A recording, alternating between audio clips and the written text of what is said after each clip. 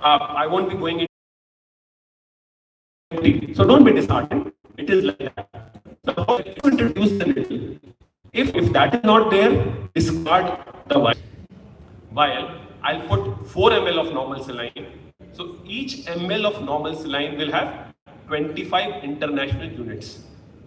Now, when I take 1 ml of that solution and reconstitute or take it in a 1 ml syringe, so each division that we have, each division will have 2.5 international unit.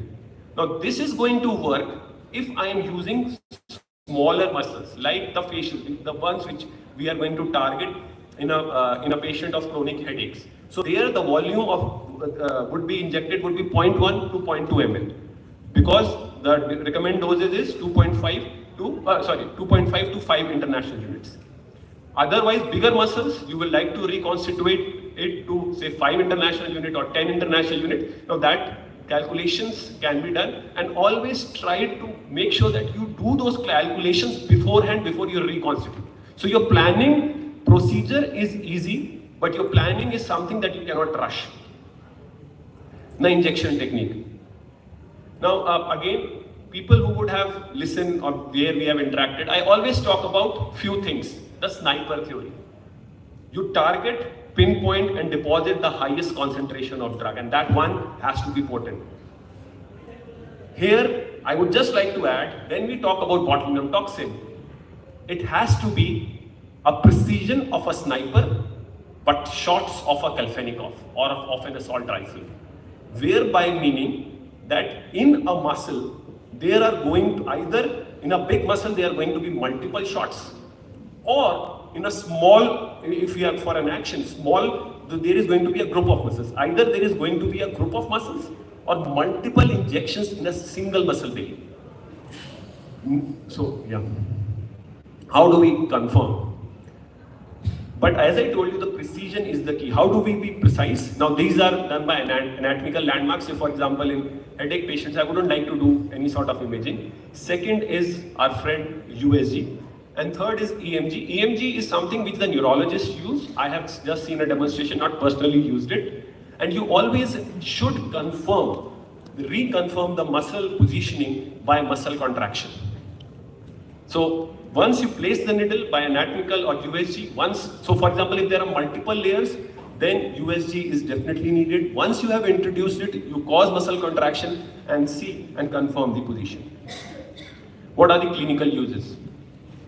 So I would like to restrict the uses where I have personally used. Now these are FDA approved, where they have talked about muscle, migraine, upper limb spasticity, dystonias, anhidrosis, blepharospasm, strabismus. Off-label uses are there, but I am not using it. So let's talk about the most common use of botulinum toxin, which is migraine. Now, I wouldn't like to restrict itself to acute. It is basically chronic migraine, chronic tension type headache, a chronic headache which has got mixed features. The patient has developed side effects to drugs. Patients wants a drug-free interval. The last patient that I injected was MBBS final year student. He wanted a pain-free period. Therefore, we injected the botulinum toxin. How do we do it? Now, this is the preempt protocol. It is there on the net. So it's nothing. It is basically 31 sites where you are injecting 5 international units. Now a practical challenge.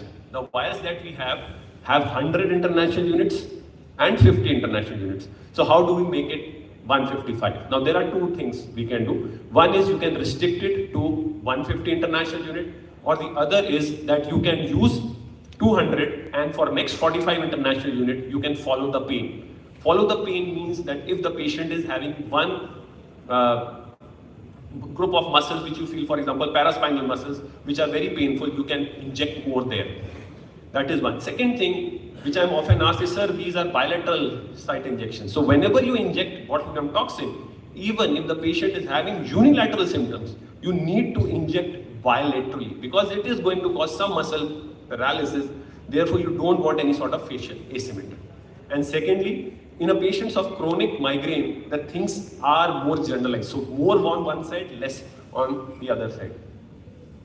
What things, these are the things we do not do. You do not rub, you do not shave, you do not apply cosmetics. you do not shampoo, you do not touch. What you can do is basically you can do some ice packs, ice rubbing. How long does the effect last? Now the thing is, the effect lasts for around say 4 to 6 months.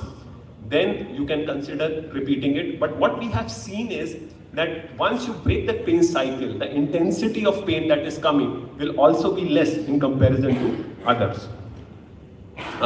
This we have talked about. What are the side effects? It's an absolutely safe drug. I repeat, it is an absolutely safe drug. What can go wrong is only one thing, that you inject in a wrong group of muscle, it will cause a muscle paralysis, but you just need to reassure the patient that whatever side effect happens will get better in couple of months. Therefore, when I say with decent amount of confidence that this is something which you can start doing immediately once you get it. Proper planning, muscle identification, inject it. Do not be underconfident about doing it. When to stop? When it becomes from, say, a chronic to a migraine. So now what has been our experience? Now we have an experience of around 256 patients. We have a small history of our own. We at our center started injecting 50 international units. Then we moved on to 100, 150. Now we are using 250 international units. What has been our result? We have been able to achieve significant pain relief. In 60% patients, the duration has been around 4.5 months. The another thing which we have done is spasticity. Now, spastic is basically, when we talk about spasticity and cervical dystonia, you need to reassure the patient that what we are trying to, counseling is most important. In spastic, whether it is a kid, whether it is an adult, what we are trying to do is, there is an imbalance between muscles. One group of muscle is stronger than the other.